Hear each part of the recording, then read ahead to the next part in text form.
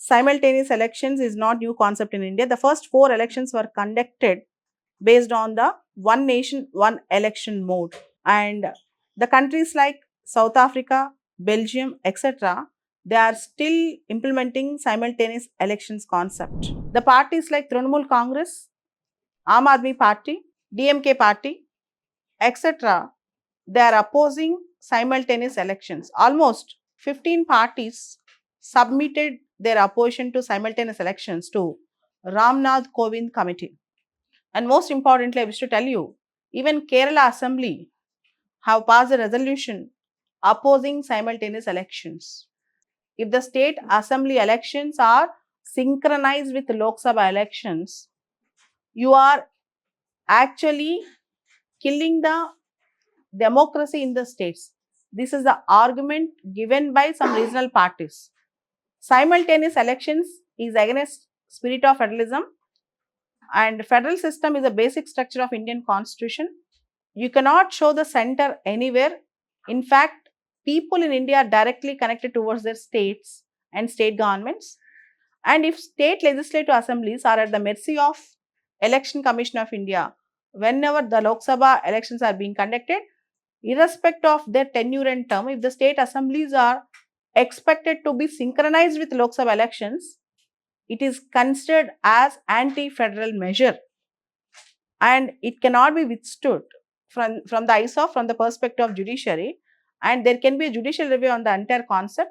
I think there is every chance that this entire idea of synchronizing the legislative assembly elections with Lok Sabha elections and going elections all together throughout is not so easy task, because the tenure of state legislative assemblies will be compromised.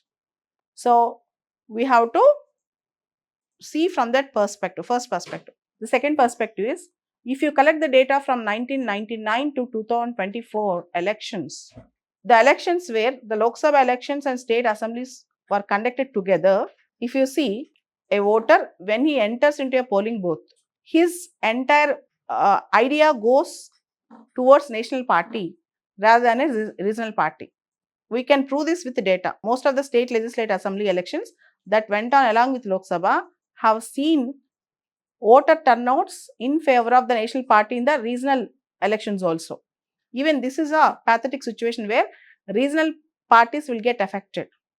Okay, where because of their large purse, because of their huge visibility, because of their symbol and other connectivities, the national parties can have a edge over regional parties if the elections are conducted together for Lok Sabha and state assemblies.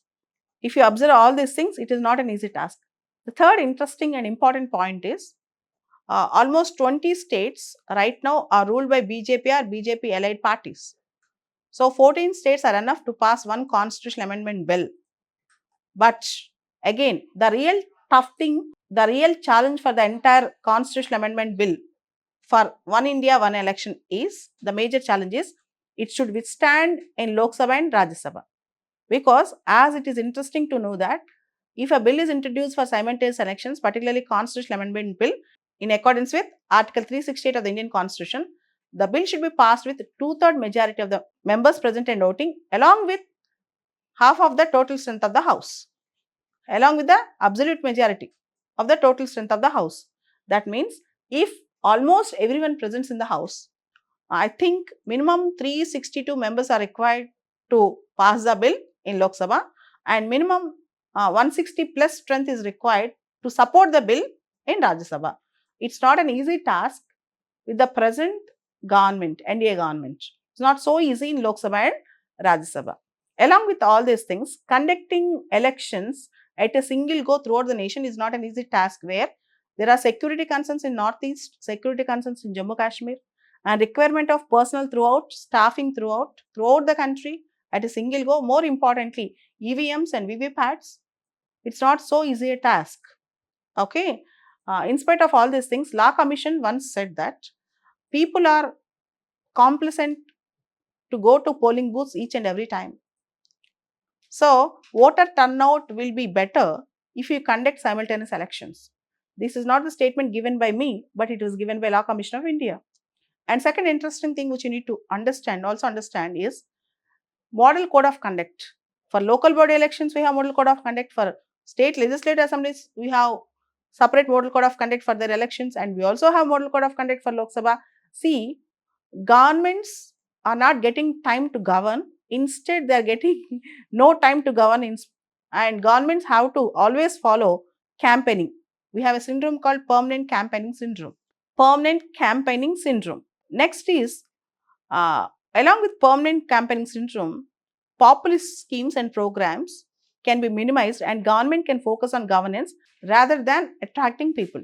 And more importantly and interestingly, I can tell you, the finances which are spent on election and spending of elections, particularly by the candidates, will also be minimized if the elections go together.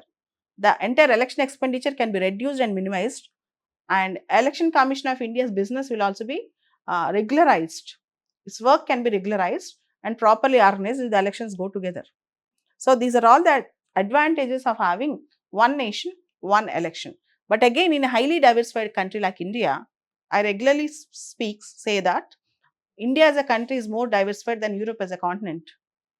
In such a diversified country like India, imposing something on states is not a good deal. You are imposing on the states. Center is imposing its opinion on states, and getting ratified by half of the state legislative assembly is an easy go to the center today. And this session or in the next session, the government is going to introduce this bill in the parliament. And definitely, as I assume, this bill will go to joint parliamentary committee. And joint parliamentary committee might aim at collective agreement for this bill, bringing consensus across political parties. But again, the recommendations given by joint parliamentary committee are not binding. The recommendations provided by joint parliamentary committee are not binding at all. So there are advantages, no doubt, for one nation, one election. At the same time, it's not an easy go, it's not a cakewalk. There are many challenges. And most probably by 2029, India can have its first one nation, one election. Even earlier than 2029, I am predicting. So, based on this, you prepare your own note on one nation, one election, challenges, debates, and at least I think minimum of 18 changes in the constitution are required to go for one nation, one election, including Article 82, including Article 324. There are many articles which are going to be amended, new articles to be added, and also synchronizing the local body elections within 100 days of Lok Sabha elections. Even that is a difficult task, right? All these things will take some time. This is an interesting point which you need to note it down. So, the trend is one nation, one election.